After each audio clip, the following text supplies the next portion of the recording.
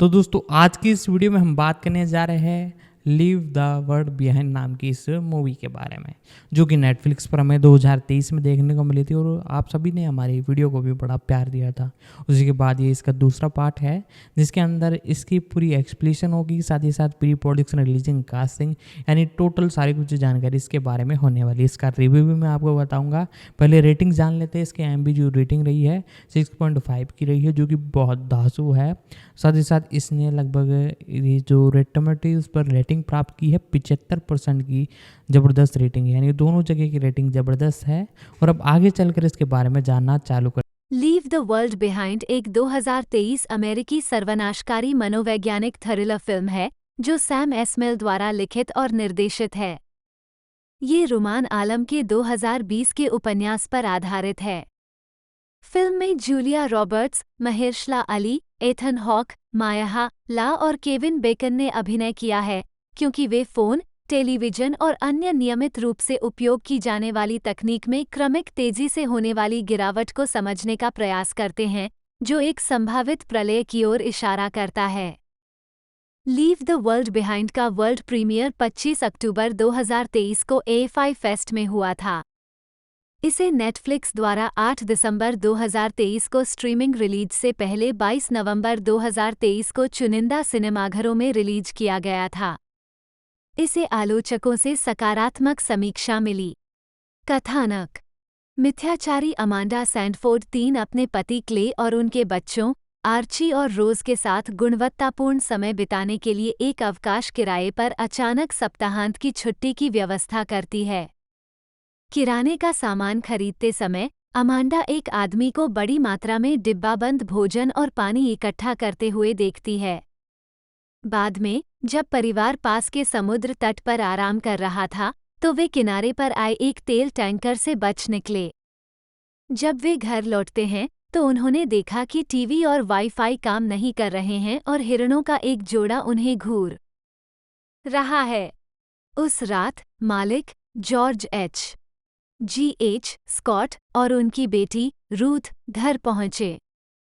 आश्रय की तलाश में G.H. बताते हैं कि ब्लैकआउट के कारण उनकी वापसी हुई। अमांडा को संदेह है और वह नहीं चाहती कि वे रुकें। हालांकि क्ले उन पर भरोसा करता है और उन्हें रात रुकने देता है।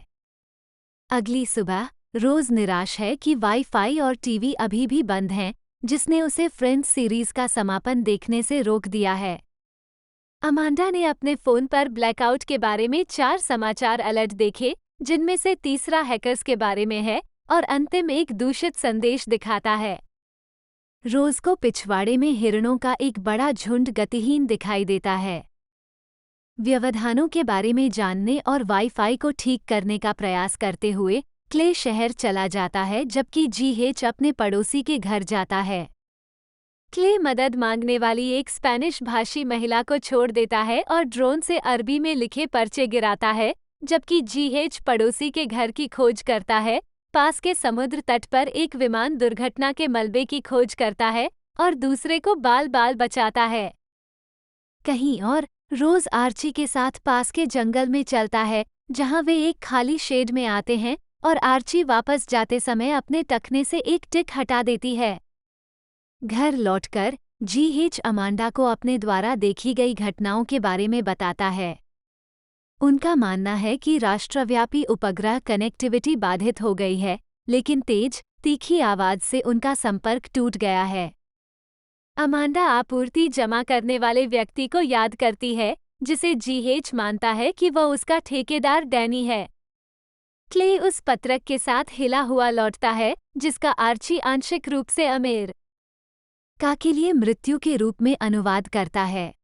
तंग आकर सैंडफोर्ड, न्यू जर्सी में अमांडा की बहन के पास ड्राइव करने का इरादा रखते हुए किराए से भाग गए, लेकिन उन्होंने पाया कि हाईवे टकराए हुए सेल्फ ड्राइविंग टेस्ला से जाम हो गया है।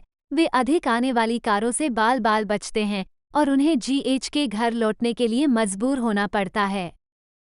पूरी रात रूथ क्ले से उत्तेजक प्रश्न पूछती है और बाद में उन्हें पूल में राजहंस मिलते हैं। अमांडा और G.H. एक मैत्रीपूर्ण बंधन स्थापित करते हैं, लेकिन दूसरे तेज शोर से उनका संपर्क टूट जाता है और बिजली गुल हो जाती है। बाद में रोज ने अमांडा को द वेस्ट विंग के एक एपिसोड की एक कहानी सुनाई, जहां भगवान कई चेतावनियों और भागने के अवसरों के साथ एक आदमी को बाढ़ से बचाने का प्रयास करता है। अगली सुबह आर्ची के दांत बेवजह गिर गए। यह मानते हुए कि यह टिक काटने से संबंधित है, जीएच दवा के लिए डैनी के पास जाने का सुझाव देता है। रोज अब लापता है और जीएच और क्ले आर्ची को डैनी से मिलने ले जाते हैं, जबकि अमांडा और रूथ रोज की तलाश करते हैं। शेड में दोनों का सामना हिरणों के एक बड़े झुंड से होता है, जिसे वे डरा देते हैं। इस बीच जीएच और क्ले डैनी को आर्ची की मदद करने के लिए मनाने का प्रयास करते हैं, जिसके परिणामस्वरूप जीएच और डैनी के बीच सशस्त्र गतिरोध होता है। क्ले हस्तक्षेप करता है और डैनी को आर्ची की मदद करने के लिए मना लेता है। इसके बाद डैनी जीएच को बताता है कि एक अन्य पड़ोसी भूमिगत बंकर से सुसज्जित हो सकता है और सुझाव देता है कि शोर और आर्ची के गिरने वाले दांत माइक्रोवेव हथियार के परिणाम हैं। शेकेन जीएच ने क्ले और आर्ची को अनुमान लगाया कि देश 3 चरणों वाले अभियान में है, जिसके परिणामस्वरूप तख्ता पलट होगा। उसी समय अमांडा और रूथ न्यूयॉर्क शहर पर बमबारी होते हुए देखते हैं। फिर रोज को बंकर वाला पड़ोसी का घर मिल जाता है। अंदर एक कंप्यूटर संदेश कई अमेरिकी शहरों में बढ़े हुए विकिरण स्तर की चेतावनी देता है। उसे फ्रेंड्स की एक डीवीडी मिलती है और श्रृंखला का समापन देखती है। कास्ट करें। फिल्म में Julia Roberts, Mahershala Ali, Ethan Hawke और केविन बेकन जैसे कलाकार हैं।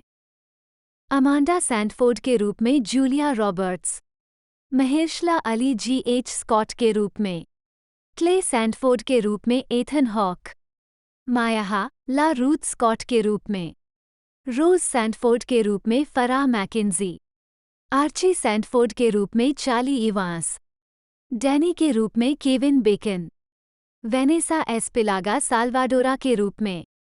उत्पादन, लेखक निर्देशक सैम एस्मेल। नेटफ्लिक्स ने जुलाई 2020 में रुमान आलम के उपन्यास के अधिकारों के लिए बोली युद्ध जीता, जिसमें सैम एस्मेल को लेखन और निर्देशन का काम सौंपा गया था। जूलिया रॉबर्ट्स और डेंजेल वाशिंगटन फिल्म में अभिनय करने और निर्माण करने के लिए तैयार थे। 4. पूर्व अमेरिकी राष्ट्रपति बराक और प्रथम महिला मिशेल ओबामा ने अपने हायर ग्राउंड प्रोडक्शंस बैनर के माध्यम से फिल्म का कार्यकारी निर्माण किया। ओबामा ने उपन्यास को अपनी 2021 ग्रीष्मकालीन पठन सूची में शामिल किया। 5. लेखन, लेखक और ब्लॉगर रोक्सेन गे के अनुसार उपन्यास एक मनोवैज्ञानिक थ्रिलर है जो जाति, वर्ग और पारिवारिक गतिशीलता की जटिलताओं को उजागर करता है, जो पतन के कगार पर दुनिया की अराजकता को दर्शाता है।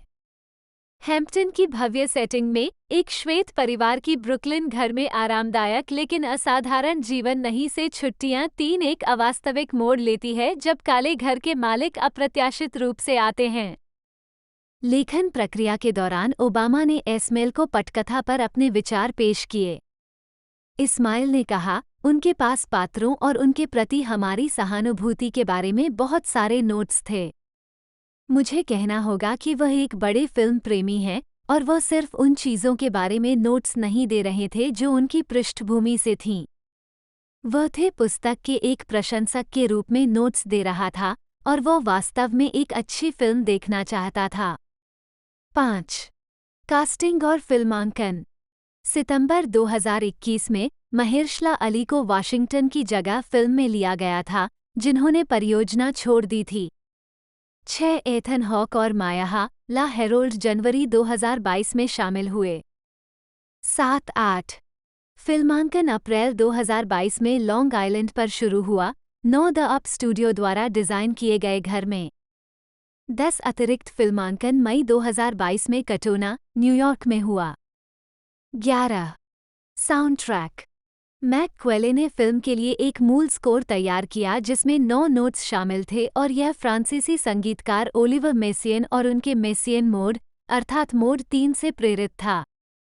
क्वेले ने कहा, मैंने उनके साथ खेलना शुरू किया और मुझे वह मोड 3 मिला, जो कि है अनिवार्य रूप से एक पैमाना, वास्तव में एक दिलचस्प हार्मोनिक एहसास पैदा कर रहा था। आगे कहा, और मुझे यह विचार आया कि मैं पूरी फिल्म को इस एक मोड में कर सकता हूँ। मुझे नहीं पता था कि यह मुझे पूरी फिल्म में ले जाएगा या नहीं फिल्म, लेकिन ये चली। 12. एस्मेल ने उन गानों को चुनने की कोशिश की जो पहले टीवी या फिल्म में इस्तेमाल नहीं किए गए थे, क्योंकि उन्हें चिंता थी कि दर्शकों का उन गानों से जुड़ाव होगा जो दृश्य के बारे में हस्तक्षेप या जटिल बना देंगे, या दृश्य देखते समय दर्शक क्या महसूस कर रहे हैं। उदाहरण के लिए, एस्मेल ने नेक्स्ट का टू क्लोज चुना, एक गाना जो उन्हें लगा कि एक ही समय में वास्तव में मज़ेदार और मधुर था और फिल्म में इसका अत्यधिक उपयोग नहीं किया गया था, एक दृश्य के लिए जो हल्के फुल्के और चंचल से उदास और अंधेरे तक जाता है 1 मिनट के भीतर। 12. Release. Leave the world behind का विश्व प्रीमियर 25 अक्टूबर 2023 को AFI फेस्ट की शुरुआती फिल्म के रूप में हुआ था, जिसमें 2023 SAG-AFTRA हड़ताल के कारण कलाकार शामिल नहीं हुए थे। 13 इसे 8 दिसंबर 2023 को नेटफ्लिक्स पर स्ट्रीम करने से पहले 22 नवंबर को सीमित थिएटरों में रिलीज किया गया था। 14. स्वागत। आलोचनात्मक प्रतिक्रिया। समीक्षा एग्रीगेटर वेबसाइट रॉटन टोमाटोज पर 152 आलोचकों में से 76% समीक्षाएं सकारात्मक हैं, जिनकी औसत रेटिंग 6.8/10 है। वेबसाइट की सर्वसम्मति में लिखा है, असाधारण रूप से अच्छी तरह से अभिनय की गई सर्वनाश thriller leave the world behind अपनी इत्मीनान की गति और कुछ हद तक सरल संदेश के बावजूद दर्शकों को लगातार अपनी ओर आकर्षित करती है। 15 मेटाक्रिटिक, जो एक भारित औसत का उपयोग करता है, ने 35 आलोचकों के आधार पर फिल्म को 100 में से 68 का स्कोर दिया, जो आमतौर पर अनुकूल समीक्षाओं को दर्शाता है। 16. वॉशिंगटन पोस्ट के लिए एक सकारात्मक समीक्षा में माइकल ओ सुलिवन ने लिखा, यह एम नाइट श्यामलन फिल्म की तरह चलती है, लेकिन अलौकिक तत्व के बिना और सामाजिक आलोचना की एक मोटी नस के साथ। जो होता है वो चरम हो सकता है, लेकिन ये सांसारिक वास्तविकता पर आधारित लगता है। 17 द संडे टाइम्स के लिए लिखते हुए वैनली मा ने फिल्म को घबराहटपूर्ण और रहस्यपूर्ण कहा, और कुछ ओवरहेड सिनेमेटोग्राफी जोर देती है कि हम सभी किसी और की कठपुतलियां हैं, इस प्रकार से मैरिनेट थिएटर। हम नियंत्रण में नहीं हैं, लेकिन एस्मेल अपनी चौंकाने वाली चरित्र चालित प्रलय के दिन की कहानी है। 18. वल्चर के लिए बिल्गे एबरी ने फिल्म की तुलना आलम की किताब से प्रतिकूल रूप से की। रूपांतरण के लिए किया गया हर बदलाव बदतर के लिए होता है। फिल्म अपने पात्रों के प्रति किसी भी प्रकार की रुचि या स्नेह प्रदर्शित नहीं करती है। यह उन दृश्यों की तुलना में अच्छे विचारों का संग्रह अधिक लगता है जो समान भावनात्मक और परिणामी सातत्य से संबंधित हैं। 19 द न्यूयॉर्क टाइम्स के लिए एलिसा विल्किंसन ने लिखा, थोड़ी देर के बाद फिल्म अमेरिका के साथ सभी गलत चीज़ों की एक बुलेटेड सूची की तरह चलती है। कथात्मक तनाव हमारे और पात्रों दोनों के लिए निष्क्रियता में बदल जाता है, और वो अंत एक पंचलाइन की तरह लगता है। 3. एस्मेल ने कहा कि उन्हें उम्मीद है कि फिल्म का अंत बातचीत को प्रेरित करेगा। अपेक्षा पारंपरिक आपदा फिल्मों के अंत में होती है, आपके पात्रों का समूह आपदा पर विजय प्राप्त करता है और दुनिया सामान्य स्थिति के कुछ सामान्य स्वरूप में वापस आ जाती है। मुझे ये पता था, मैं ऐसा नहीं करने वाला था। 20. दर्शकों की संख्या। 4 दिसंबर से 10 दिसंबर 2023 तक फिल्म स्ट्रीमिंग चार्ट में शीर्ष पर रही और 41.7 मिलियन व्यूज के साथ नेटफ्लिक्स पर नंबर 1 फिल्म थी। 2006 में रॉबर्ट्स ने द एंट बुली में एक नस चींटी और चार्लोट्स वेब में एक खलिहान मकड़ी की आवाज़ दी। 86-87 उन्होंने 19 अप्रैल 2006 को रिचर्ड ग्रीनबर्ग के 1997 के नाटक 3 डेज ऑफ रेन के पुनरुद्धार में ब्रैडली कूपर और पॉल रुड के साथ नान के रूप में अपना ब्रॉडवे डेब्यू किया। हालांकि नाटक ने अपने पहले सप्ताह के दौरान टिकटों की बिक्री से लगभग $1 मिलियन की कमाई की 88 और अपने सीमित समय के दौरान व्यावसायिक रूप से सफल रहा, उसके प्रदर्शन की आलोचना हुई। द न्यूयॉर्क टाइम्स के बेन ब्रंटली ने रॉबर्ट्स को आत्मचेतना, विशेष रूप से पहले अभिनय में और उनके द्वारा निभाए गए 2 पात्रों से केवल झलक भर परिचित होने के रूप में वर्णित किया। नवासी ब्रेंटली ने भी समग्र उत्पादन की आलोचना करते हुए लिखा कि जो मेंटेलो द्वारा निर्देशित इस लकड़ी और खंडित व्याख्या से इसके कलात्मक गुणों को पहचानना लगभग असंभव है। नवासी न्यूयॉर्क पोस्ट में लिखते हुए क्लाइव बार्न्स ने घोषणा की, नाटक से नफरत है। ईमानदारी से कहूं तो उससे भी नफरत है। कम से कम मुझे बारिश पसंद आई, भले ही इसके 3 दिन अनंत काल की तरह लग सकते हैं। 90 माइक निकोल्स के जीवनी नाटक चार्ली विल्सन वॉर 2007 में रॉबर्ट्स ने टॉम हैंक्स और फिलिप सेमूर हॉफमैन के साथ डेमोक्रेटिक टेक्सास कांग्रेसी चार्ल्स विल्सन की प्रेमिका सोशलाइट जोआन हेरिंग की भूमिका निभाई। फिल्म को काफी प्रशंसा मिली। 91 दुनिया भर में $119.5 मिलियन कमाए, 92 और रॉबर्ट्स को छठा गोल्डन ग्लोब नामांकन मिला। 93 स्वतंत्र नाटक फायरफ्लाइज इन द गार्डन, जिसमें रॉबर्ट्स ने एक मां की भूमिका निभाई जिसकी मृत्यु कहानी को गति देती है, यूरोपीय सिनेमाघरों में दिखाए जाने से पहले 2008 बर्लिन अंतर्राष्ट्रीय फिल्म महोत्सव में प्रदर्शित की गई थी। इसे 2011 तक उत्तरी अमेरिकी रिलीज नहीं मिली थी। रॉबर्ट्स कॉमिक थ्रिलर डुप्लिसिटी 2009 में क्लाइव ओवन के विपरीत एक जटिल धोखाधड़ी को अंजाम देने के लिए एक अन्य जासूस के साथ मिलकर CIA एजेंट की भूमिका निभाई। 94 मिश्रित समीक्षाओं और मध्यम बॉक्स ऑफिस रिटर्न के बावजूद 95 आलोचक A.O. स्कॉट ने उनके प्रदर्शन की प्रशंसा की। सुश्री रॉबर्ट्स ने लगभग पूरी तरह से कॉल्टिश अमेरिका प्रिय व्यवहार को पीछे छोड़ दिया है, सिवाय इसके कि जब वह उन्हें रणनीतिक रूप से उपयोग करती है, निरस्त करने या भ्रमित करने के लिए। 41 वर्ष की उम्र में वह निश्चित रूप से अपने चरम पर है। 96 उन्हें अपनी भूमिका के लिए 7वां गोल्डन ग्लोब नामांकन प्राप्त हुआ। 2010 के दशक 2010 में ईट प्रे लव के फ्रेंच प्रीमियर में रॉबर्ट्स 2010 में रॉबर्ट्स ने रोमांटिक कॉमेडी वैलेंटाइन डे में एक बड़े कलाकारों के हिस्से के रूप में एक दिन की छुट्टी पर अमेरिकी सेना के कप्तान की भूमिका निभाई और ईट प्रे लव के फिल्म रूपांतरण में तलाक के बाद खुद को खोजने वाली एक लेखिका के रूप में अभिनय किया। जबकि वैलेंटाइन डे में उनकी 6 मिनट की भूमिका के लिए उन्हें कुल कमाई के 3% के मुकाबले $3 मिलियन पहले मिले थे। 97 ईट प्रे लव ने बॉक्स ऑफिस पर रॉबर्ट्स के लिए अमेरिकाज़ स्वीटहार्ट्स के बाद से सबसे अधिक कमाई वाली भूमिका निभाई थी। 98-99 वह रोमांटिक कॉमेडी लैरी क्राउन में टॉम हैंक्स के साथ शिक्षा की ओर लौटने वाले एक मध्यम आयु वर्ग के व्यक्ति की शिक्षिका के रूप में दिखाई दी, जिन्होंने निर्देशक के रूप में भी काम किया। 100 फिल्म को समीक्षकों और दर्शकों द्वारा खराब प्रतिक्रिया मिली। 101 हालांकि रॉबर्ट्स के हास्य प्रदर्शन की प्रशंसा की गई। 102 मिरर मिरर 2012 स्नो वाइट के तरसेम सिंह रूपांतरण में रॉबर्ट्स ने लिली कोलिंस के विपरीत स्नो वाइट की दुष्ट सौतेली मां रानी क्लेमेंटियाना का किरदार निभाया। 103 रोलिंग स्टोन के पीटर ट्रेवर्स ने महसूस किया कि उन्होंने अपनी भूमिका में बहुत अधिक मेहनत की। 104 जबकि सिनेमा ब्लैंड की केटी रिच ने कहा कि उन्हें अपने दुष्ट चित्रण में आनंद आता है, लेकिन वह इससे भी आगे बढ़ सकती थीं।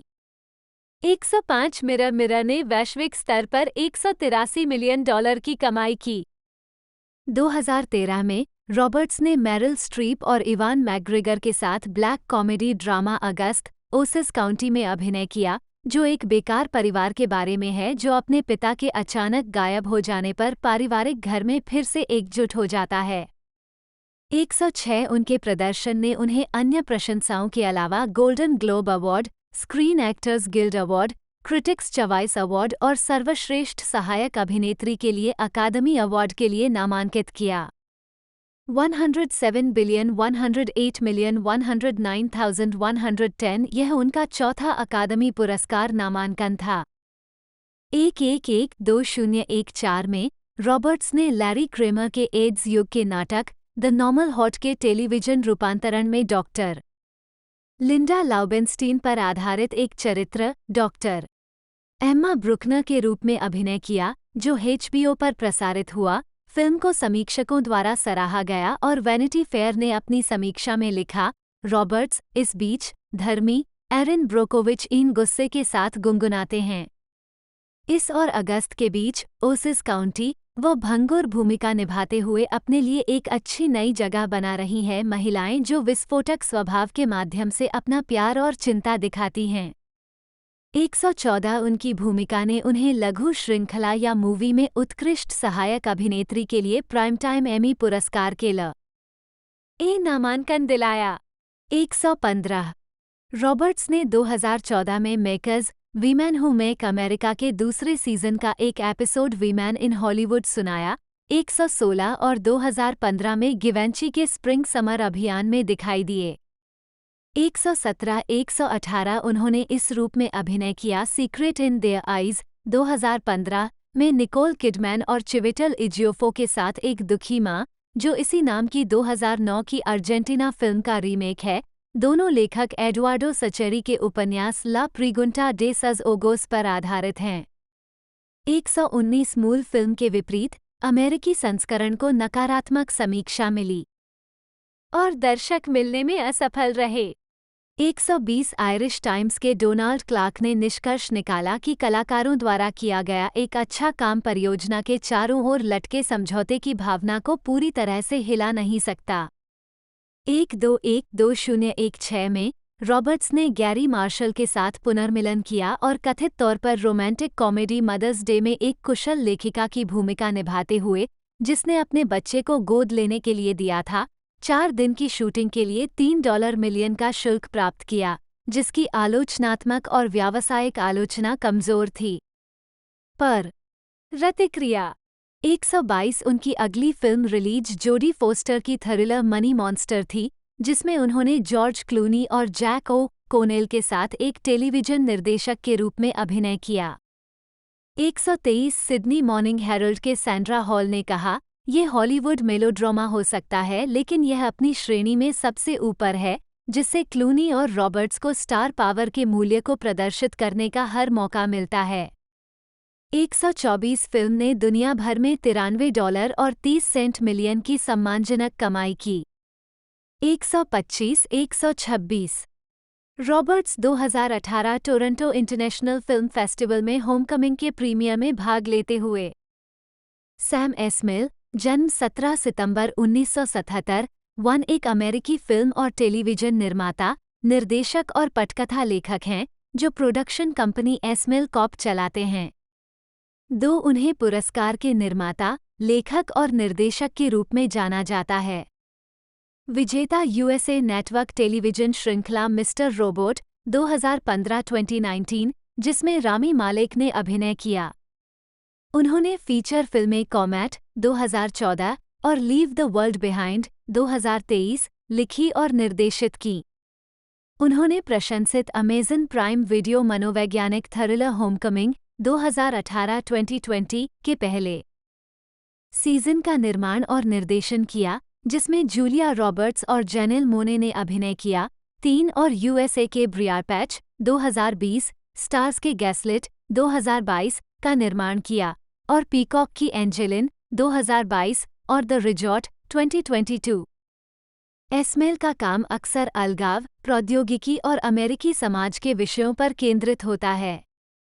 प्रारंभिक जीवन और शिक्षा।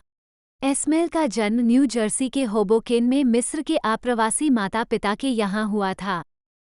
2-4-5 उनकी एक बड़ी बहन और 2 छोटे भाई हैं, जिनमें समर एस्मेल भी शामिल हैं, जो मिस्टर रोबोट और होमकमिंग के पोस्ट प्रोडक्शन समन्वयक थे। 6-7-5-8 उनका परिवार मुस्लिम है। 1 जब वो 5 वर्ष के थे, 9 उनका परिवार दक्षिण कैरोलिना और फिर चार्लोट, उत्तरी कैरोलिना चला गया। 10-11 एक बच्चे के रूप में एस्मेल को प्रौद्योगिकी में बहुत रुचि थी। जब वो 9 साल के थे तब उन्होंने अपना पहला कंप्यूटर खरीदा और कुछ साल बाद कंप्यूटर प्रोग्रामिंग शुरू की। 9 उन्होंने साउथ कैरोलिना के समरविले में हाई स्कूल में पढ़ाई की, जहां उन्हें नस्लवाद का सामना करना पड़ा। उन्होंने कहा, मैं हाई स्कूल में अपने घर पर स्टैनली कुब्रिक फिल्म फेस्टिवल आयोजित करता था। ये अच्छी चीजें नहीं हैं। मेरे समय में ये ऐसी चीजें थीं जिनके लिए आपको पीटा जाता था। जब आप मजाकिया होते थे जर्सी और दक्षिण कैरोलिना में पले बड़े मिस्री को देखकर, यह एक तरह से कठिन हो जाता है।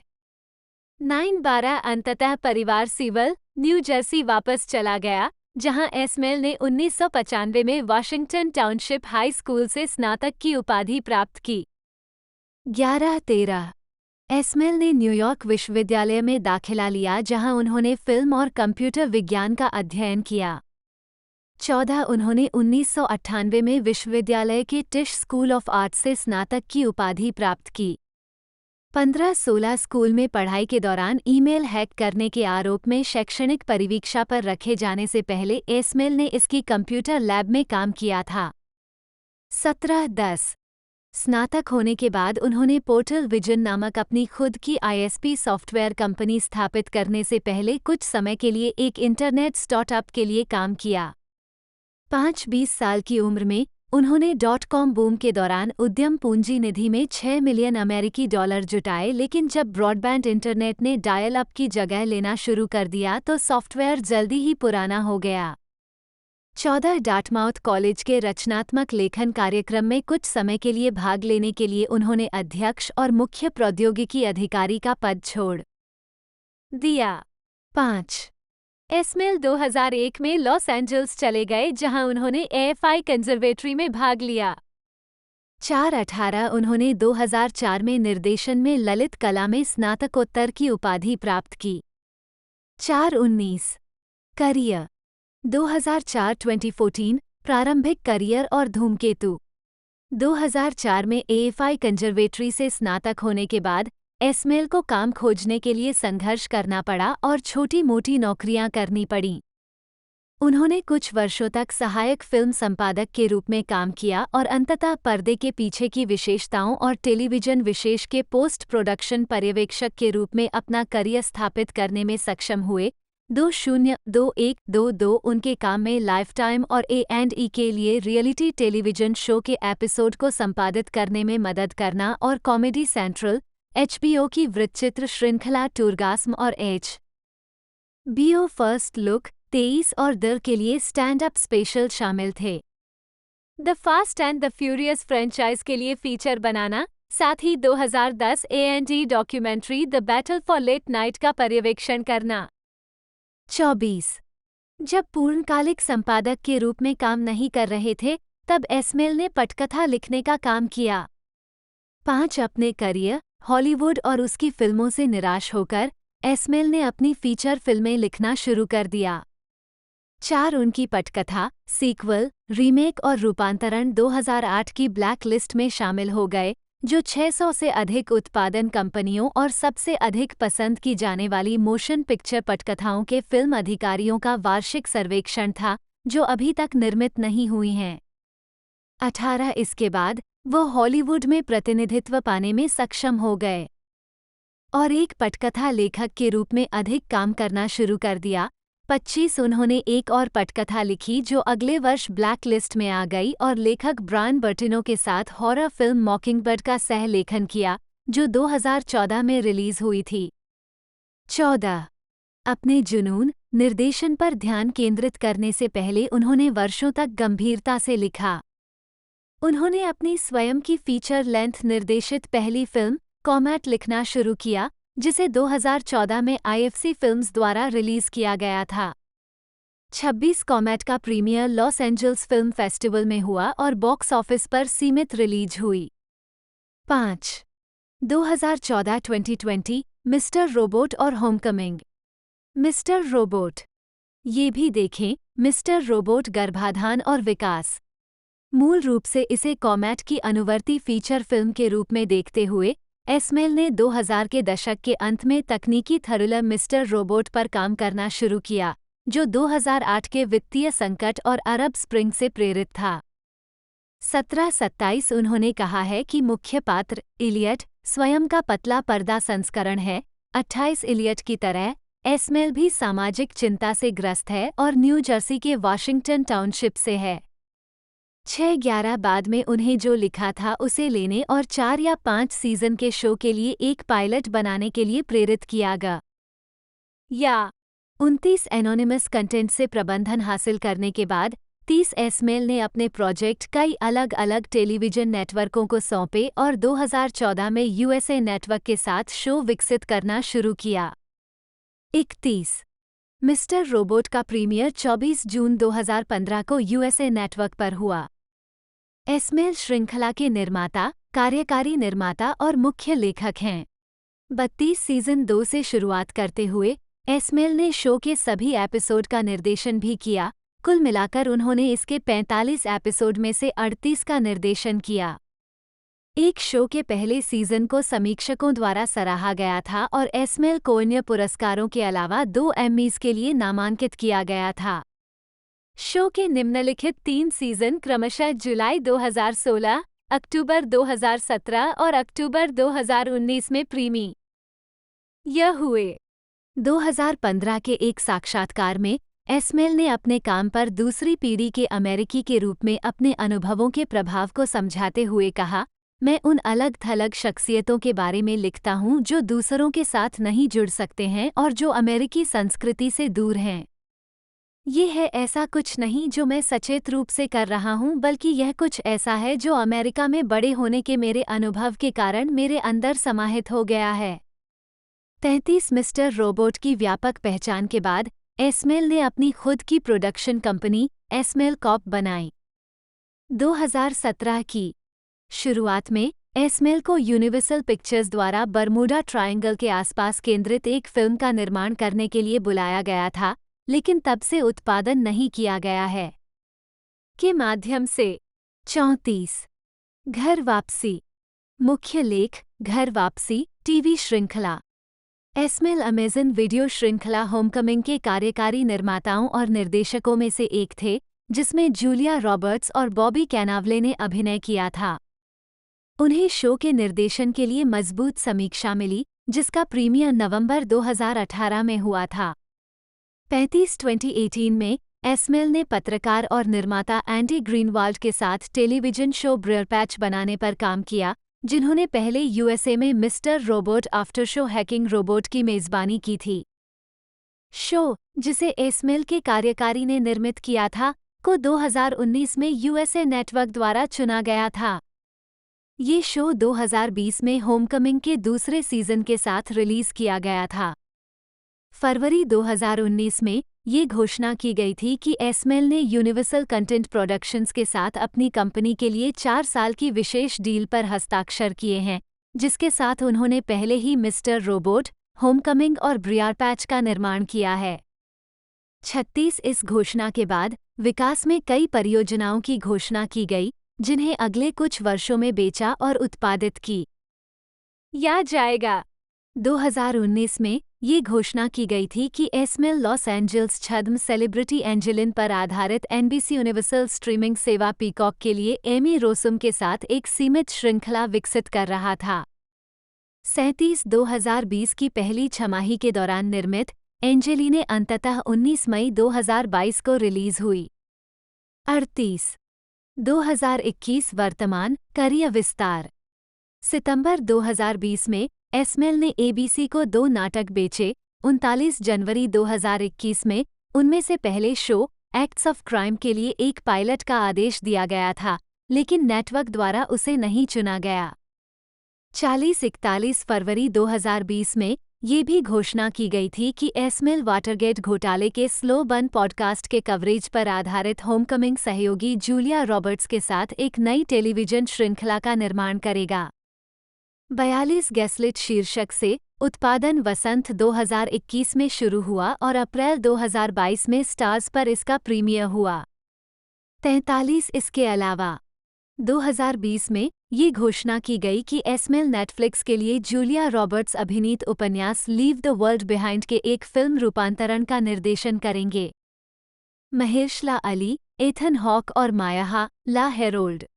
44 उत्पादन अप्रैल 2022 में शुरू हुआ। उस समय ये घोषणा की गई कि बराक और मिशेल ओबामा के हायर ग्राउंड प्रोडक्शंस निर्माता के रूप में इस परियोजना में शामिल हो गए हैं।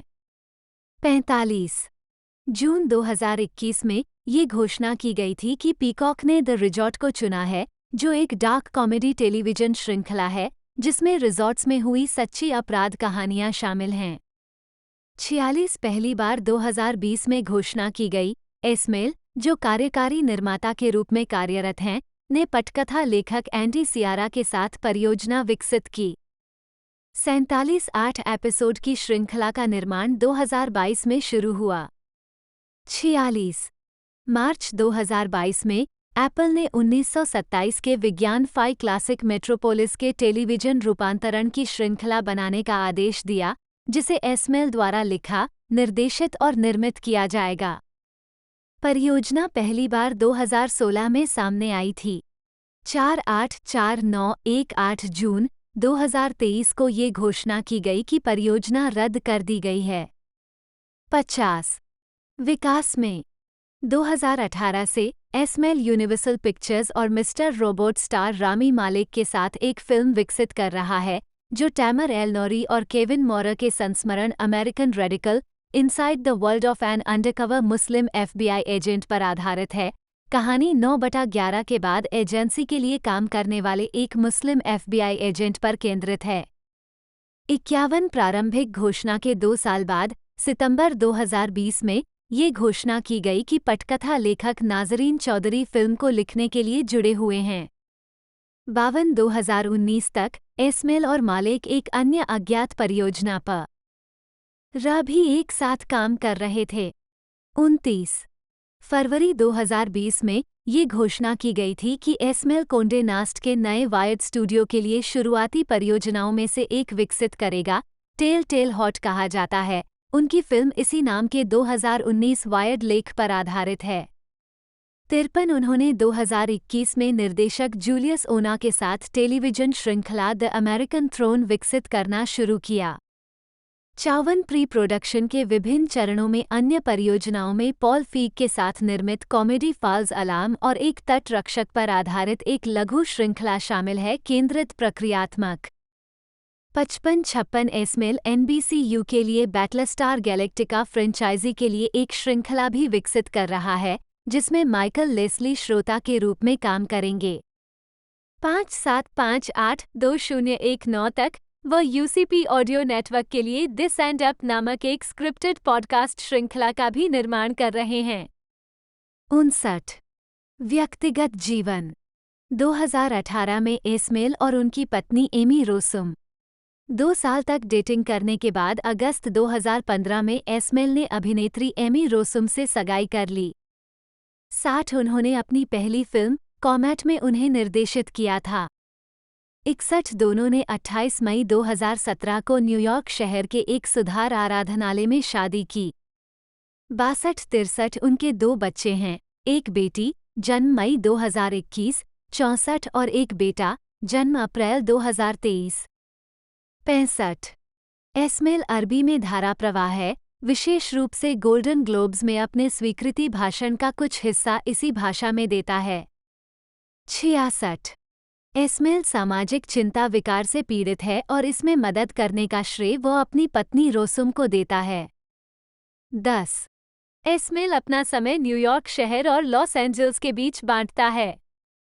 67 फिल्मोग्राफी फिल्म वर्ष शीर्षक के रूप में श्रेय दिया गया टिप्पणियां निदेशक लेखक निर्माता 2002 लोबो पैरामिलिट्री क्रिसमस स्पेशल नहीं नहीं हाँ लघु फिल्म 2004 फ्लोरिडा में गहरे नीचे हाँ नहीं नहीं लघु फिल्म 2014 कोमेट हाँ हाँ नहीं मॉकिंगबर्ड नहीं कहानी नहीं 2016 जोखिम नहीं नहीं कार्यकारिणी दस्तावेजी 2023 दुनिया छोड़ के पीछे हाँ हाँ हाँ टेलीविजन वर्ष शीर्षक के रूप में श्रेय दिया गया टिप्पणियां निदेशक लेखक कार्यकारी निर्माता 2008-2009 HBO फर्स्ट लुक नहीं नहीं नहीं पोस्ट प्रोडक्शन समन्वयक 3 एपिसोड 2010 देर रात की लड़ाई नहीं नहीं नहीं पोस्ट प्रोडक्शन पर्यवेक्षक वृत्तचित्र 2015-2019 मिस्टर रोबोट हाँ हाँ हाँ निर्माता निर्देशक 38 एपिसोड लेखक 24 एपिसोड अभिनेता 6 एपिसोड 2018-2020 घर वापसी हाँ नहीं हाँ निर्देशक 10 एपिसोड 2020 ब्रेयर पैच नहीं नहीं हाँ 2021 अपराध के कार्य हाँ हाँ हाँ पायलट श्रृंखला के लिए नहीं उठाया गया। 2022 गैसलिट नहीं नहीं हाँ सीमित श्रृंखला। 2022 एंजेलान नहीं नहीं हाँ लघु श्रृंखला। 2022 आश्रय नहीं नहीं हाँ। पुरस्कार और नामांकन। वर्ष संगठन वर्ग मनोनीत कार्य परिणाम संदर्भ 2014 लॉस एंजल्स फिल्म महोत्सव सर्वोत्तम कथात्मक विशेषता कोमेट मनोनीत 2015 South by Southwest film audience award सर्वश्रेष्ठ एपिसोडिक के लिए श्रोतागण पुरस्कार मिस्टर रोबोट जीत गया 68। Gotham Independent Film Awards Breakthrough series लंबा फॉर्म जीत गया 69। अमेरिकी फिल्म संस्थान पुरस्कार वर्ष के टेलीविजन कार्यक्रम जीत गया 70। 2016 उपग्रह पुरस्कार सर्वश्रेष्ठ नाटक श्रृंखला मनोनीत 71। Writers guild of America awards सर्वश्रेष्ठ नाटक श्रृंखला मनोनीत 72। सर्वश्रेष्ठ नई श्रृंखला जीत गया। गोल्डन ग्लोब पुरस्कार सर्वश्रेष्ठ टेलीविजन श्रृंखला नाटक जीत गया 73। क्रिटिक्स चॉइस टेलीविजन अवार्ड्स सर्वश्रेष्ठ नाटक श्रृंखला जीत गया 74। प्राइम टाइम एमी अवार्ड्स उत्कृष्ट नाटक श्रृंखला मनोनीत 75। एक नाटक श्रृंखला के लिए उत्कृष्ट लेखन मनोनीत। 2019 गोल्डन ग्लोब पुरस्कार सर्वश्रेष्ठ टेलीविजन श्रृंखला नाटक घर वापसी मनोनीत 76। डोरियन पुरस्कार वर्ष का टीवी नाटक मनोनीत 77। क्रिटिक्स चॉइस टेलीविजन अवार्ड्स सर्वश्रेष्ठ नाटक श्रृंखला मनोनीत 78। उपग्रह पुरस्कार सर्वश्रेष्ठ टेलीविजन श्रृंखला नाटक जीत गया 79-80। टीसीए पुरस्कार नाटक में उत्कृष्ट उपलब्धि मनोनीत 81। 2020 writers guild of America awards सर्वश्रेष्ठ एपिसोडिक ड्रामा मिस्टर रोबोट मनोनीत 82। का वेश्या विली ओ कीफ के रूप में प्रदर्शन किया 24 और सैन्य अदालत नाटक ए फ्यू गुड मैन में अभियोजन वकील की भूमिका निभाई। 25 उस वर्ष बाद में वह माइकल ग्रीफ द्वारा निर्देशित स्पाइक हील्स में अभिनय करने के लिए थिएटर में लौट आए। 14 1994 में बेकन ने द रिवर वाइल्ड में अपनी भूमिका के लिए गोल्डन ग्लोब नामांकन अर्जित किया 14 मेरिल स्ट्रीप के साथ। उन्होंने चेज इन कॉस्मोपॉलिटन में फिल्म का वर्णन एक कठिन शूटिंग के रूप में किया जिसमें हम में से हर कोई किसी न किसी बिंदु पर नाव से गिर गया और उसे बचाना पड़ा। उनकी अगली film murder in the first ने उन्हें 1995 में broadcast film critics association award दिलाया 14 उसी वर्ष जब उन्होंने ब्लॉकबस्टर हिट अपोलो 13 में अभिनय किया था। 26 स्लीपर्स 1996 में बेकन ने एक बार फिर ट्रेडमार्क डार्क भूमिका निभाई। 27 ये भाग हल्की फुल्की रोमांटिक कॉमेडी पिक्चर परफेक्ट 1997 में उनकी भूमिका से बिल्कुल विपरीत था। 14 बेकन ने टेलीविजन फिल्म लूजिंग चेज 1996 से निर्देशक के रूप में अपनी शुरुआत की जिसे 3 गोल्डन ग्लोब पुरस्कारों के लिए नामांकित किया गया और एक जीता। 28 बेकन ने उस वर्ष डिगिंग टू चाइना में एक मानसिक रूप से विकलांग गृह अतिथि के रूप में 14 और टेलिंग लाइज इन अमेरिका में पियोला द्वारा भ्रष्ट किए गए एक डिस्क जॉकी के रूप में अपने अजीब रहस्य को फिर से पुनर्जीवित किया। 14 वाइल्ड थिंग्स 1998 के कार्यकारी निर्माता के रूप में बेकन ने अपने लिए एक सहायक भूमिका आरक्षित की और डेविड कोएब द्वारा न। जूलिया फियोना रॉबर्ट्स जन्म 28 अक्टूबर 1967 एक अमेरिकी अभिनेत्री हैं। विभिन्न शैलियों की फिल्मों में अपनी प्रमुख भूमिकाओं के लिए जानी जाने वाली उन्हें एक अकादमी पुरस्कार, एक ब्रिटिश अकादमी फिल्म पुरस्कार और 3 गोल्डन ग्लोब पुरस्कार सहित कई पुरस्कार प्राप्त हुए हैं। जिन फिल्मों में उन्होंने अभिनय किया है उन्होंने वैश्विक स्तर पर $3.9 बिलियन से अधिक की कमाई की है जिससे वो हॉलीवुड के सबसे बैंकेबल सितारों में से एक बन गई हैं। 2 मिस्टिक पिज़्ज़ा 1988 और स्टील मैग्नोलियास 1989 में अभिनय के साथ शुरुआती सफलता के बाद रॉबर्ट्स ने खुद को एक अग्रणी अभिनेत्री के रूप में स्थापित किया जब उन्होंने सबसे ज्यादा कमाई करने वाली रोमांटिक कॉमेडी प्रिटी वुमन 1990 में काम किया। 1990 के दशक में उन्होंने कई व्यावसायिक रूप से सफल फिल्मों में अभिनय किया जिनमें romantic comedy my best friend's wedding 1997, Notting Hill 1999 और रनवे ब्राइड 1999 शामिल हैं। उन्होंने जीवनी नाटक एरिन ब्रोकोविच 2000 में शीर्षक भूमिका निभाने के लिए सर्वश्रेष्ठ अभिनेत्री का अकादमी पुरस्कार जीता।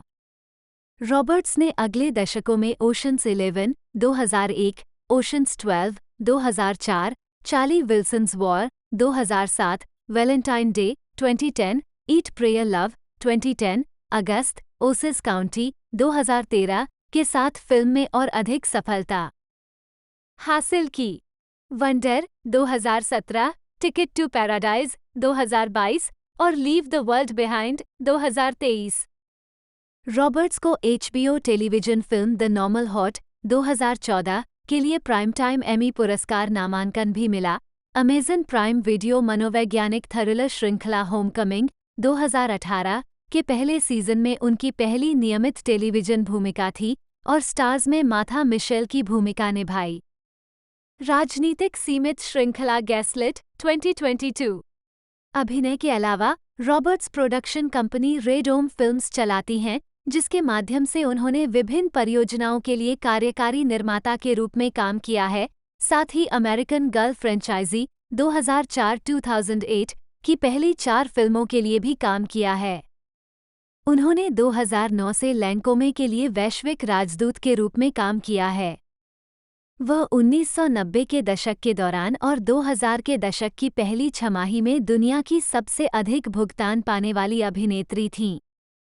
3, 4, 5 एरिन ब्रोकोविच 2000 और मोना लिसा स्माइल 2003 में उनकी भूमिकाओं के लिए उन्हें क्रमशः $20 मिलियन और $25 मिलियन की अभूतपूर्व फीस मिली।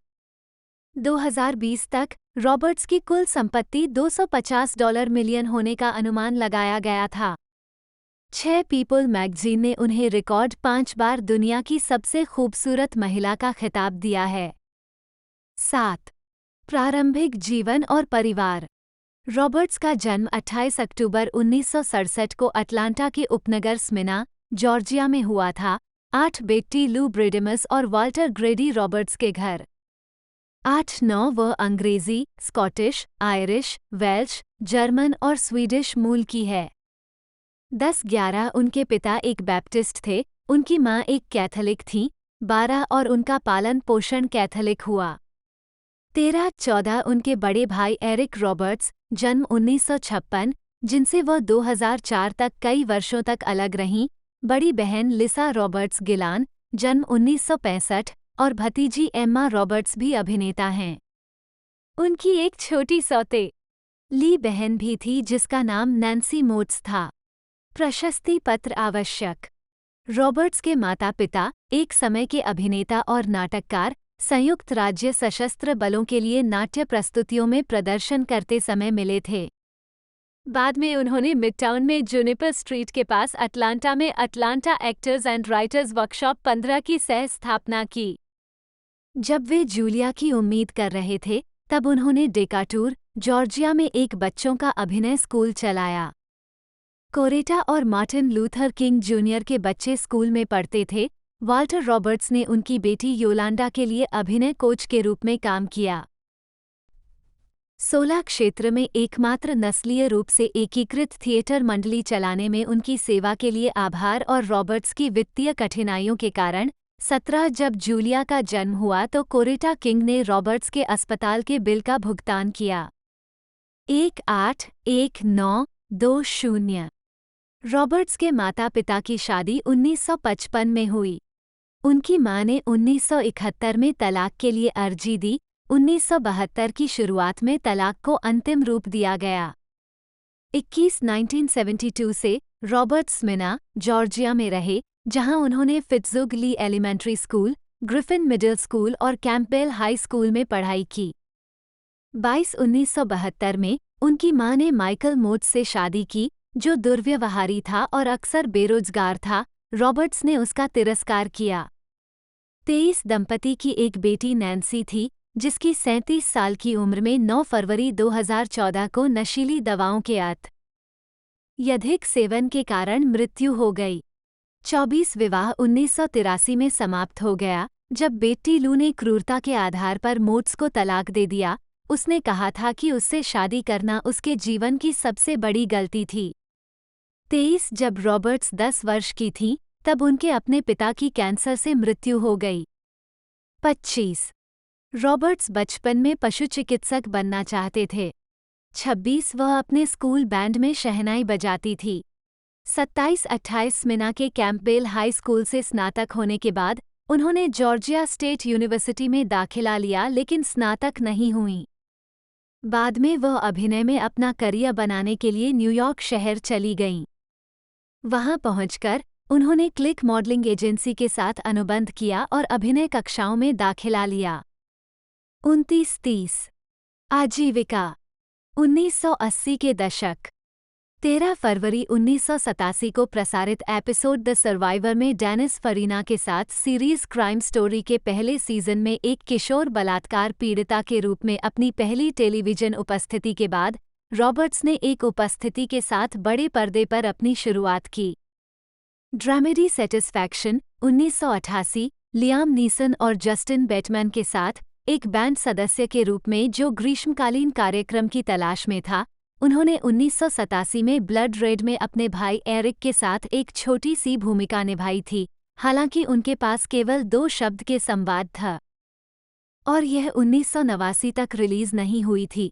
1988 में रॉबर्ट्स की चौथे सीजन के समापन में एक भूमिका थी मियामी वाइस और फिल्म दर्शकों के बीच उनकी पहली महत्वपूर्ण सफलता स्वतंत्र रोमांटिक कॉमेडी मिस्टिक पिज्जा के साथ आई 31, जिसमें उन्होंने एक पिज्जा पार्लर में वेट्रेस के रूप में काम करने वाली एक पुर्तगाली अमेरिकी किशोर लड़की की भूमिका निभाई थी।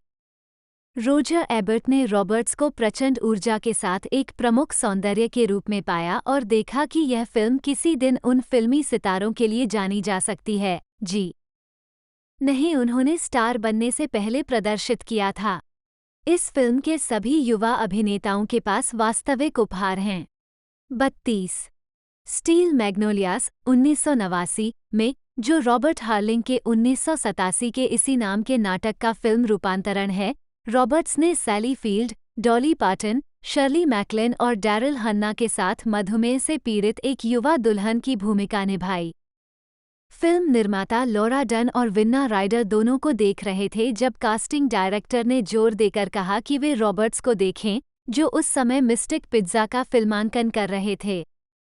33 हार्लिंग ने कहा, वो कमरे में चली गई और उसकी मुस्कान से सब कुछ चमक उठा और मैंने कहा, वह मेरी बहन है। इसलिए वह पार्टी में शामिल हो गई और वह शानदार थी। 33 निर्देशक हर्बर्ट रॉस नवागंतुक रॉबर्ट्स के प्रति बेहद सख्त थे। सैली फील्ड ने स्वीकार किया कि वह प्रतिशोध की भावना से जूलिया के पीछे गए थे। यह उनकी लगभग पहली बड़ी फिल्म थी। 33 फिर भी जब फिल्म रिलीज हुई तो आलोचनात्मक और व्यावसायिक रूप से पसंद की गई। 34 और रॉबर्ट्स को अपना पहला अकादमी पुरस्कार नामांकन सर्वश्रेष्ठ सहायक अभिनेत्री के रूप में और पहला गोल्डन ग्लोब पुरस्कार जीत सर्वश्रेष्ठ सहायक अभिनेत्री मोशन पिक्चर दोनों मिला। उसका प्रदर्शन 31 1990 के दशक। अपने 1989 के अकादमी पुरस्कार नामांकन के साथ रॉबर्ट्स को दुनिया भर के दर्शकों का ध्यान तब और आकर्षित हुआ जब उन्होंने 1990 में सिंड्रेला पाइगमैलियोनेस्क कहानी प्रिटी वुमन में रिचर्ड गैरे के साथ अभिनय किया, जिसमें उन्होंने सोने के दिल के साथ एक मुखर फ्रीलांस वेश्या की भूमिका निभाई। 31 मिशेल फिफर, मॉली रिंगवाल्ड, मेग रयान, जेनिफर जेसन ले, करेन एलन और डैरिल हन्ना स्टील मैग्नोलियास में उनके सह कलाकार द्वारा इसे अस्वीकार करने के बाद रॉबर्ट्स को ये भूमिका मिली। 35 इस भूमिका के लिए उन्हें दूसरी बार ऑस्कर नामांकन मिला, इस बार सर्वश्रेष्ठ अभिनेत्री के रूप में और दूसरी गोल्डन ग्लोब पुरस्कार जीत सर्वश्रेष्ठ अभिनेत्री मोशन पिक्चर, म्यूजिकल या कॉमेडी के रूप में। 31 इस भूमिका के लिए उन्हें $3 लाख का भुगतान किया गया था। 36 प्रिटी वुमन ने रोमांटिक कॉमेडी के लिए अमेरिका में अब तक की सबसे अधिक टिकट बिक्री देखी, 37 और दुनिया भर में $463 4 मिलियन की कमाई की। 38 फिल्म में रॉबर्ट्स द्वारा पहनी गई लाल पोशाक को सिनेमा में सबसे प्रसिद्ध गाउन में से एक माना जाता है। 394041। 1990 ड्यूविल अमेरिकन फिल्म फेस्टिवल में रॉबर्ट्स प्रिटी वुमन के बाद उनकी अगली फिल्म रिलीज जोएल शूमाकर की अलौकिक थ्रिलर फ्लैटलाइनर्स 1990 भी थी, जिसमें रॉबर्ट्स ने गुप्त प्रयोग करने वाले 5 छात्रों में से एक के रूप में अभिनय किया, जो मृत्यु के निकट अनुभव उत्पन्न करते हैं। प्रोडक्शन को काफ़ी आलोचनात्मक प्रतिक्रिया मिली, लेकिन बॉक्स ऑफिस पर इसने मुनाफा कमाया और तब से इसे एक कल्ट फिल्म माना जाने लगा। 1991 में रॉबर्ट्स ने thriller sleeping with the enemy में आयोवा में एक नई जिंदगी शुरू करने की कोशिश कर रही एक पस्त पत्नी की भूमिका निभाई। स्टीवन स्पीलबर्ग की फैंटेसी फिल्म हुक में एक पंखों वाली 6 इंच लंबी टॉमबॉय जैसी टिंकरबेल और एक मिलनसार लेकिन सतर्क व्यक्ति की भूमिका निभाई। निर्देशक जोएल शूमाकर के साथ अपने दूसरे सहयोग में नज रोमांस ड्रामा डाइंग यंग। हालांकि नकारात्मक समीक्षाओं ने उनकी 1991 की रिलीज का स्वागत किया। स्लीपिंग विद द एनिमी ने वैश्विक स्तर पर $175 मिलियन, 43 हुक ने $300 और 90 सेंट मिलियन 44 और डाइंग यंग ने $82 और 30 सेंट मिलियन 45 की कमाई की। रॉबर्ट्स ने स्क्रीन से 2 साल का अंतराल लिया। इस दौरान वो रॉबर्ट अल्टमैन की द प्लेयर 1992 में एक छोटी सी भूमिका के अलावा किसी भी फिल्म में नजर नहीं आईं। 1993 की शुरुआत में वो पीपल मैगजीन की कवर स्टोरी का विषय थी, जिसमें पूछा गया था, जूलिया रॉबर्ट्स को क्या हुआ? 46 रॉबर्ट्स ने जॉन ग्रिशम के 1992 के इसी नाम के उपन्यास पर आधारित थ्रिलर द पेलिकन ब्रीफ 1993 में डेंजल वाशिंगटन के साथ अभिनय किया। 31 इसमें उन्होंने एक युवा कानून छात्रा की भूमिका निभाई, जो खुद को और दूसरों को खतरे में डालने वाली एक साजिश का पर्दाफाश करती है।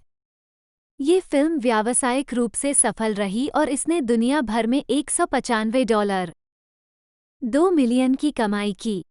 47-48 उनकी अगली रिलीज फिल्मों में से कोई भी I Love Trouble 1994, Pret a Porter 1994 और समथिंग टू टॉक अबाउट 1995 को आलोचकों द्वारा विशेष रूप से पसंद नहीं किया गया और न ही बॉक्स ऑफिस पर बड़ी सफलता मिली। 4950511996 में उन्होंने फ्रेंड्स के दूसरे season episode 13 The One After the Super Bowl में अतिथि भूमिका निभाई। 52 और ऐतिहासिक नाटक माइकल कॉलिंस में लियाम नीसन के साथ दिखाई दी।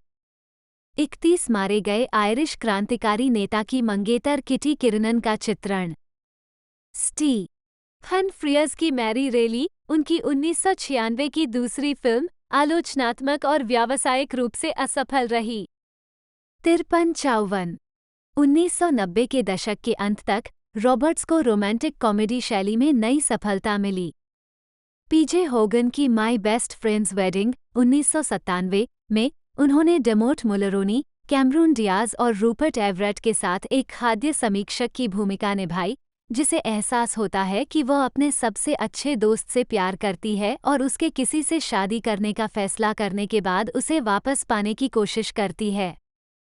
अन्यथा सभी समय की सर्वश्रेष्ठ रोमांटिक कॉमेडी में से एक मानी जाने वाली रॉटेन टोमाटोज ने 59 समीक्षाओं के आधार पर फिल्म को 73% की अनुमोदन रेटिंग दी, जिसमें आलोचनात्मक सर्वसम्मति से कहा गया, जूलिया रॉबर्ट्स के आकर्षक प्रदर्शन और एक विध्वंसक स्पिन के लिए धन्यवाद। शैली माई बेस्ट फ्रेंड्स वेडिंग एक ताज़ा मनोरंजक रोमांटिक कॉमेडी है। 555657 यह फिल्म $299.3 मिलियन की कमाई के साथ वैश्विक बॉक्स ऑफिस पर हिट रही। 58 अपनी अगली फिल्म रिचर्ड डोनर की राजनीतिक थ्रिलर कॉन्स्पिरेसी थ्योरी 1997 में रॉबर्ट्स ने मेल गिब्सन के साथ न्याय विभाग के वकील के रूप में अभिनय किया। सैन फ्रांसिस्को क्रॉनिकल के मिक लासल ने कहा, जब बाकी सब विफल हो जाता है तब भी देखने लायक सितारे होते हैं रॉबर्ट्स, जो वास्तव में कुछ अच्छा अभिनय करने में कामयाब होते हैं, और गिब्सन, जिनकी पसंद वास्तव में एक मजबूत चीज होनी चाहिए। 59 फिर भी फिल्म ने $137 मिलियन की सम्मानजनक कमाई की। 60 1998 में रॉबर्ट्स टेलीविजन श्रृंखला सेज़म स्ट्रीट में एल्मो के किरदार के साथ दिखाई दिए और सुसान सारंडन के साथ नाटक स्टेपमॉम में अभिनय किया। 61 जो एक असाध्य रूप से बीमार माँ और उसकी भावी सौतेली माँ के बीच के जटिल रिश्ते के इर्द गिर्द घूमता है। बच्चे। हालांकि समीक्षाएं मिश्रित से सकारात्मक थीं, 61 फिल्म ने दुनिया भर में $159 और 70 सेंट मिलियन की कमाई की। 62 नॉटिंग हिल 1999 के लिए रॉबर्ट्स ने ह्यू ग्रांट के साथ जोड़ी बनाई, जिसमें एक प्रसिद्ध अभिनेत्री का किरदार निभाया जिसे एक संघर्षरत पुस्तक स्टोर के मालिक से प्यार हो जाता है। ये film 4 weddings and A funeral को विस्थापित कर सिनेमा के इतिहास में सबसे बड़ी ब्रिटिश हिट बन गई, जिसकी कमाई दुनिया भर में $363 मिलियन के बराबर थी। 63 मुख्यधारा की संस्कृति में आधुनिक रोमांटिक कॉमेडी का एक उदाहरण, इस फिल्म को आलोचकों द्वारा भी खूब सराहा गया। CNN समीक्षक पॉल क्लिंटन ने रॉबर्ट्स को रोमांटिक कॉमेडी की रानी जिसका शासन जारी है कहा और टिप्पणी की, नॉटिंग हिल सभी बाधाओं के बावजूद प्यार के बारे में एक और मजेदार और दिल को छू लेने वाली कहानी के रूप में अकेली है। 64 1999 में वह रनअवे ब्राइड के लिए रिचर्ड गेरे और गैरी मार्शल के साथ फिर से जुड़ी, जिसमें उन्होंने एक ऐसी महिला की भूमिका निभाई जिसने वेदी पर मंगेतरों की एक श्रृंखला छोड़ दी है। मिश्रित समीक्षाओं के बावजूद 6.5, 6.6, 6.7, 6.8 रनअवे ब्राइड एक और वित्तीय सफलता थी, जिसने दुनिया भर में $309.4 मिलियन की कमाई की। 69 Roberts television series law and order के सीजन 9 एपिसोड एम्पायर में एक अतिथि कलाकार थे, जिसमें नियमित कलाकार बेंजामिन ब्रैट थे, जो उस समय उनके प्रेमी थे। उनके प्रदर्शन ने उन्हें ड्रामा सीरीज में उत्कृष्ट अतिथि अभिनेत्री के लिए प्राइम टाइम एमी पुरस्कार के लिए नामांकन दिलाया। 70 2000 रॉबर्ट्स एक फिल्म के लिए $20 मिलियन का भुगतान पाने वाली पहली अभिनेत्री बनी। 71 जब उन्होंने एरिन ब्रोकोविच में कैलिफोर्निया की Pacific gas and electric company PG&E के खिलाफ अपनी लड़ाई में वास्तविक जीवन के पर्यावरण कार्यकर्ता एरिन ब्रोकोविच की भूमिका निभाई। 2000 रोलिंग स्टोन के पीटर ट्रेवर्स ने लिखा, रॉबर्ट्स एरिन पर भावनात्मक प्रभाव दिखाता है क्योंकि वह अपने बच्चों और उस नौकरी के प्रति जिम्मेदार रहने की कोशिश करती है जिसने उसे आत्मसम्मान का पहला स्वाद प्रदान किया है। 72 जबकि एंटरटेनमेंट वीकली के आलोचक ओवन ग्लीबरमैन ने महसूस किया कि रॉबर्ट्स को उसकी चुलबुली चमक और उदासी के साथ देखना आनंददायक था। 73 एरिन ब्रोकोविच ने दुनिया भर में $256.3 मिलियन कमाए। 74 और कई अन्य प्रशंसाओं के अलावा रॉबर्ट्स को सर्वश्रेष्ठ अभिनेत्री का अकादमी पुरस्कार भी मिला। 2000 में वह हॉलीवुड रिपोर्टर की शो व्यवसाय में 50 सबसे प्रभावशाली महिलाओं की सूची में जगह बनाने वाली पहली अभिनेत्री भी बनी, क्योंकि यह सूची 1992 में शुरू हुई थी। 3 और उनकी शूलेस प्रोडक्शंस कंपनी को जो रोथ के साथ एक सौदा मिला। 75 एरिन ब्रोकोविच के बाद उनकी पहली film road gangster comedy the Mexican 2001 थी, जिससे उन्हें लंबे समय के दोस्त ब्रैड पिट के साथ काम करने का मौका मिला। फिल्म की पटकथा का मूल उद्देश्य प्रमुख चलचित्र सितारों के बिना एक स्वतंत्र निर्माण के रूप में फिल्माया जाना था, लेकिन रॉबर्ट्स और पिट, जो कुछ समय से एक ऐसे प्रोजेक्ट की तलाश में थे जिसे वे एक साथ कर सकें, उन्हें इसके बारे में पता चला और उन्होंने इस पर हस्ताक्षर करने का फैसला किया। हालांकि इसे एक विशिष्ट रोमांटिक कॉमेडी स्टार वाहन के रूप में विज्ञापित किया गया है, ये फिल्म केवल अभिनेताओं के रिश्ते पर केंद्रित नहीं है और दोनों ने एक साथ अपेक्षाकृत कम स्क्रीन समय साझा किया है। मैक्सिकन ने उत्तरी अमेरिका में $66.8 मिलियन कमाए। जो रोथ की रोमांटिक कॉमेडी अमेरिकाज़ स्वीटहार्ट्स 2001 में रॉबर्ट्स ने बिली क्रिस्टल, जॉन क्यूसैक और कैथरीन ज़ेटा जोन्स के साथ एक समय अधिक वजन वाली हॉलीवुड अभिनेत्री की बहन और सहायक के रूप में अभिनय किया। आलोचकों का मानना था कि प्रसिद्ध कलाकारों के बावजूद प्रोडक्शन में सहानुभूतिपूर्ण पात्रों का अभाव था और यह केवल थोड़े समय में मजाकिया था। 76 हालांकि यह व्यावसायिक रूप से सफल रही, इसने दुनिया भर में $138 मिलियन से अधिक की कमाई की।